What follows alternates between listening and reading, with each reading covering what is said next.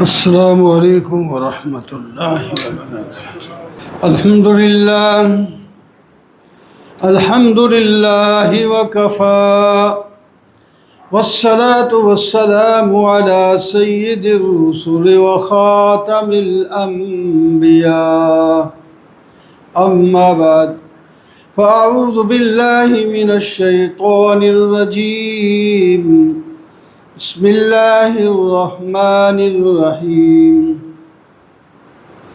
ان تقول نفس یا حسرتا علی ما فرطت فی جنب اللہ وإن كنت لمن الساخرین، او تقول لو ان اللہ ہدانی لکنت من المتقین، او تقول حين ترى العذاب لو ان لي كرة فأكون من المحسنين، بلى قد جاءتك آياتي فكذبت بها واستكبرت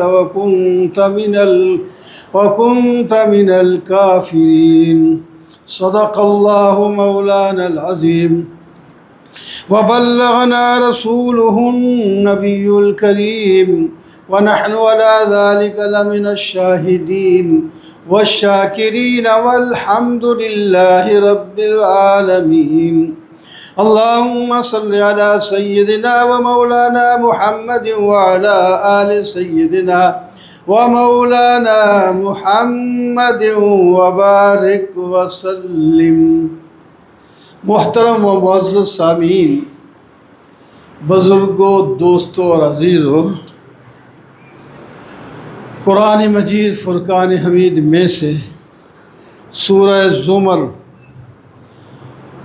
کی آیات تلاوت کی ہیں جو ماقبل بیانات کے ساتھ مربوط ہیں۔ اللہ تعالیٰ نے فرمایا تھا، اے گناہ کر کے زیادتی کرنے والوں، میری رحمت سے نا امید نہ ہونا، میں تمہارے سارے گناہ معاف کر دوں گا، اور تمہیں چاہیے کہ تم گناہوں سے رجوع کر کے نیکیوں کی طرف آ جاؤ عذاب آنے سے پہلے، اور تم انابت اس طرح کرو کہ جو میں نے خوبصورت احکام تمہارے فائدے دنیا اور آخرت کی ترقی کے لیے بھیجے ہیں ان کی اتباع کر لو عذاب آنے سے پہلے۔ یہ اللہ تعالیٰ کی طرف سے اپنے بندوں کو احکام دیے گئے خوش کن احکام ہیں، مہربانی اور شفقت والے احکام ہیں، دنیا اور آخرت کی ترقی والے احکام ہیں۔ اب جو میں نے آیات پڑھی ہیں ان سے آگے، اس میں مجرم کی آخرت میں جو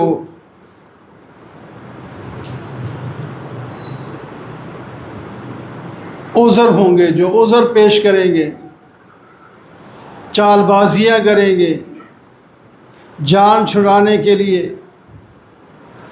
عذاب سے بچنے کے لیے، کچھ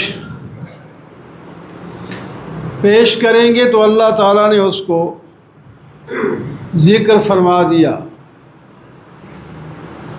پہلی بات ان کی یہ ہوگی، ان تقول نفس یا حسرت علی ما فرطت فی جنب اللہ،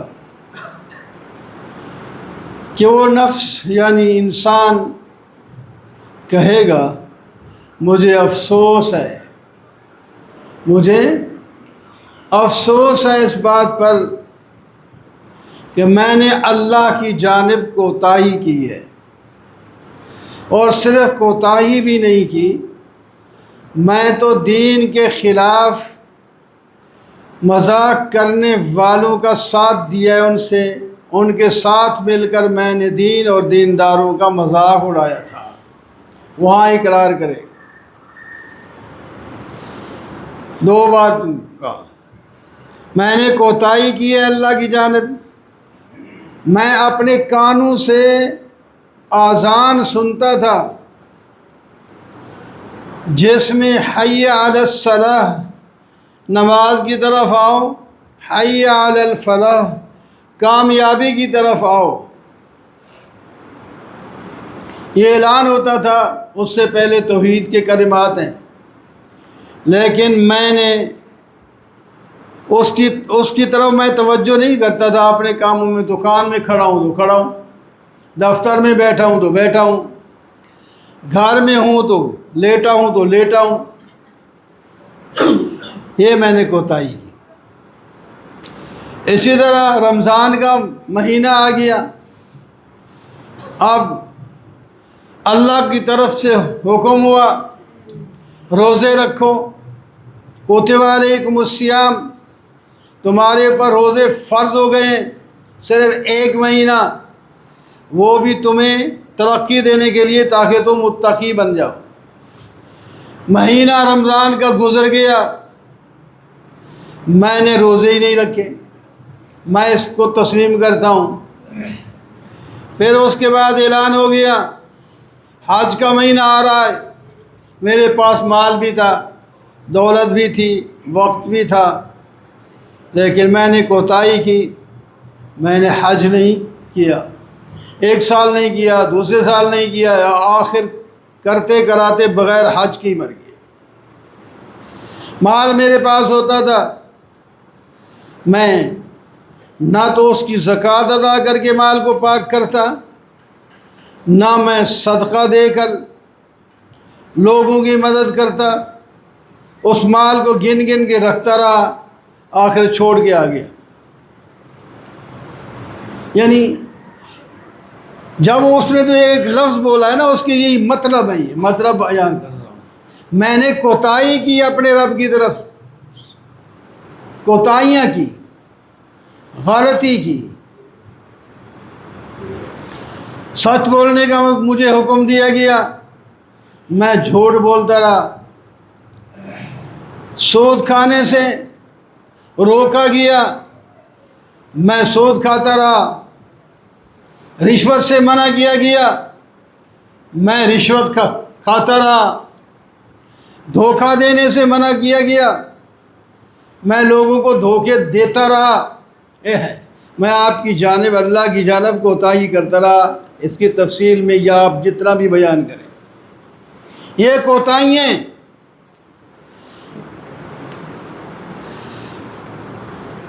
اور اس سے بڑھ کر چلو کوتاہی ہو جاتی ہے، وَكُنْتُ مِنَ السَّاخِرِينَ، جو لوگ دین کا خلاف کرتے تھے، دین کا مذاق اڑاتے تھے، میں ان کی مجلس میں بیٹھا، حالانکہ اللہ نے حکم دیا تھا کہ جب ایسی مجلس میں جاؤ جو لوگ دین کا مذاق اڑا رہے ہیں تو فوراً اس مجلس سے اٹھ جاؤ، اگر تمہیں پہلے پتہ ہے تو اس مجلس میں جاؤ ہی نہیں کہ یہ دین کے خلاف باتیں ہو رہی ہیں۔ اگر تم پہنچ گئے ہو پھر پتہ چلا، یا تمہارے پہنچنے کے بعد انہوں نے دین کا مذاق شروع کر دیا، تو اگر تمہارے پاس طاقت ہے تو ان کو روک دو، خبردار دین کے خلاف تم نے بات نہیں کرنی۔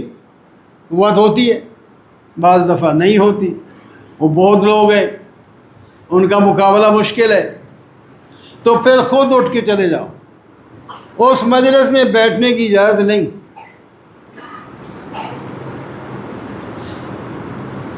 یہ کام میں کرتا رہا۔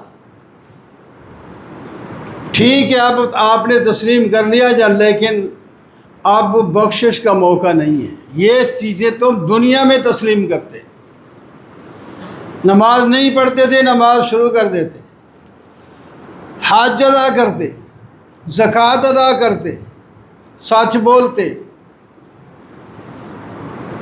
نیک لوگوں کے ساتھ رہتے، نیک لوگوں کی باتیں سنتے، اللہ کی کلام قرآن پاک کو پڑھتے، اس کا مطلب سمجھتے، جہاں سمجھایا جائے اس مجلس میں بیٹھتے، سنتے، تو تمہارے گناہ ختم ہو جاتے۔ اب دنیا میں تمہیں کوئی تکلیف نہ ہو، یا آخرت میں تمہیں کوئی تکلیف نہ ہوتی۔ ایک تو یہ بہانے بنائیں، بہانے کا. دوسرا او تقول نفسی، او تقول، یا وہ کہے گا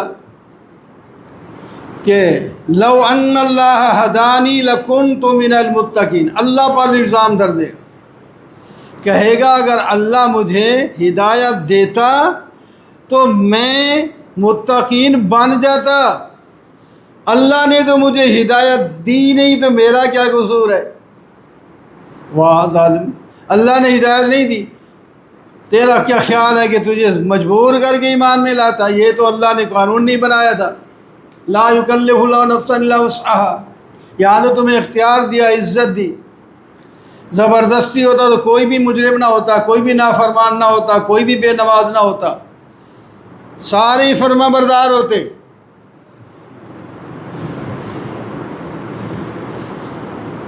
اللہ تعالی نے ہدایت تمہیں دی، عقل اللہ نے دیا، یہ بھی اگر اس کے ساتھ سوچیں تو ہدایت مل جاتی ہے. رسول اللہ نے بھیجے، انہوں نے تمہیں راہ دکھائی. کتاب اللہ نے بھیجی، قرآن پاک پہلی کتابیں، ان میں ہدایت ہے. یہ ساری چیزیں تو ہدایت کی اللہ نے رکھی. پھر لوگوں کو حکم دیا تم ایک دوسرے کو سمجھاؤ، نیکی کی طرف لے آؤ. تم نے ان کا ہی مذاق اڑایا، بڑا تو صوفی بنتا ہے، بڑا نیک بنتا ہے، فلاں میں جانتا ہوں. ایسی باتیں کر کے اس کی بات کو تم نے چھوڑ دیا. قصور تیرا ہے. پھر کہتے ہیں اللہ اگر ہدایت دے تو میں متقی ہوتا. تیسری بات یہ کرے گا، لو اننا کرتن، اگر مجھے دوبارہ دنیا میں بھیج دیا جائے. اب تو میں نے آنکھوں سے دیکھ لیا کہ میں غلطی کر کے آؤں دنیا میں، اب مجھے دوبارہ بھیج دیا جائے تو کبھی بھی میں غلطیاں نہیں کروں گا، نیکی ہی کروں گا. ایک جگہ نہیں، قرآن میں کئی جگہ اس کا ذکر ہے کہ وہ کریں گے. سورہ فاطر میں وَهُمْ يَسْتَرِخُونَ فِيهَا رَبَّنَا أَخْرِجْنَا مِنْهَا، اے اللہ چیخ چیخ کر کہیں گے اللہ ہمیں اس دنیا سے واپس، آخرت سے واپس دنیا کی طرف بھیج دیں. چیخ چیخ کر کہیں، یسترخون کا معنی چیخنا. اللہ تعالیٰ فرماتے، وہاں فرمایا میں نے تجھے اتنی عمر دی تھی دنیا میں کہ اگر اس عمر میں تو دین سیکھتا، فرما برداری کی طرف آتا تو تیری وہ زندگی ہدایت کے لیے وہ کافی تھی. مزید میں نے وَجَاءَكُمُ النَّذِيرُ، ڈرانے والے بھیجے.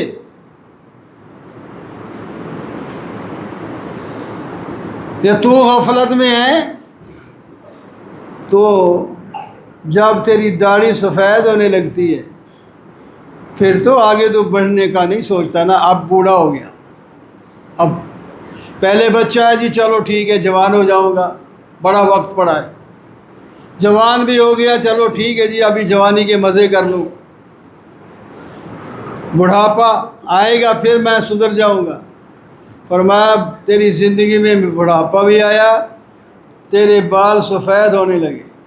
نذیر، ڈر جانا چاہیے تھا کہ سفید ہونے کے بعد بھاویں کالے کرو بھی یہ سفید ہو گئے، اس کے بعد مرنا ہے. اب تیری قوتیں طاقتیں کم ہوں گی، بڑھے گی نہیں. سونے کے نوالے کھا لو، دیسی گھی کھاتے رہو، لیکن بڑھاپا اپنا آپ دکھائے گا. بوڑھے ہوتے جاؤ، کمزوری آتی جائے گی، طاقت نہیں آئے گی جو جوانی میں تھی. ہٹتے جاؤ گے، ہٹتے جاؤ. اور پھر ہم نے ڈرانے والے پیغمبر بھیجے پیغمبروں کے نائبین بھیجے، وہ تمہیں سمجھاتے رہے، تم نے ان کی بھی بات نہیں مانی۔ پھر تمہارا جو توالد تناسل کا سلسلہ چلا، تمہارے بچے ہو گئے، وہ جوان ہو گئے، تم نے شادیاں کی، پھر تمہارے پوتے اور نواسے ہو گئے۔ یہ جو پوتے ہیں، نواسے ہیں، نواسے چلو دوسرے گھر میں گئے، پوتے اپنے گھر میں ہی ہوتے ہیں۔ تو فرمایا یہ نواسے پوتے یہ بھی نذیر ہیں، یہ کہتے ہیں دادا جی اب اس گھر کو چھوڑو، ہم آ چکے ہیں بسانے کے لیے، اب چلو آگے۔ ہم تو خوش ہوتے ہیں، اللہ تعالیٰ اس کو نذیر فرما رہے ہیں، وہ تمہیں ڈرانے کے لیے آیا ہے۔ ڈر جاؤ، اگر زندگی کے کچھ دن ہیں تو اس میں رجوع کر کے اپنے اللہ کے ساتھ اپنے روابط ٹھیک کر لو، اپنی آخرت بنا لو۔ تمہارے پاس سفید داڑھی بھی آئی، سفید بال بھی ہوئے، تمہارے پاس ڈرانے والے پیغمبر اور نائب پیغمبر بھی آئے، اور تمہارے پاس تمہاری زندگی میں پوتے آئے، بعض دفعہ پڑپوتے بھی ہو جاتے ہیں، پھر بھی زندہ ہوتا ہے دادا پردادا، آج کل سے ہوتا ہے۔ تو نے کسی کی بھی پرواہ نہیں کی، اب واپسی کی کوئی صورت نہیں ہے، اب آگے چلو۔